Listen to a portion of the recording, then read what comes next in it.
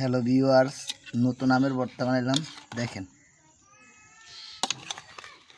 আমি আবার বেশি জাল খাইতে পারি না। বেশি জাল খেলে সমস্যা হয়। মরিচ দিই না, একবারে অল্প মরিচ দিয়ে বানাইছি যাতে জাল না লাগে। জালে আমার প্রবলেম হয়। তো আপনারা দেখেন, নতুন আমের ভর্তা মাত্র বানাইলাম।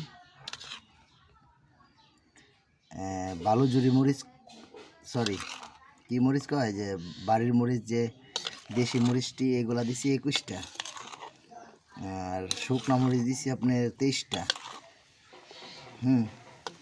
তারপরে হালকা সল্ট, হালকা ধনিয়া পাতা দিয়ে আমার এই আমের আচার। একবারে মরিচ অল্প, মরিচ একবারে নাই বলতে।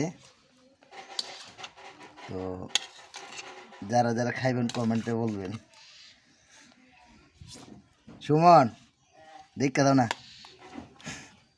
মরিচ ছাড়া আচার বানাইছি। এই আমটা বড় হয়ে গেছে, তার জন্য কাটতে পারতেছি না, শক্ত হয়ে গেছে। আর যারা যারা খাইবেন আমার লগে জয়েন্টে আসেন। একবার মরিচ অল্প।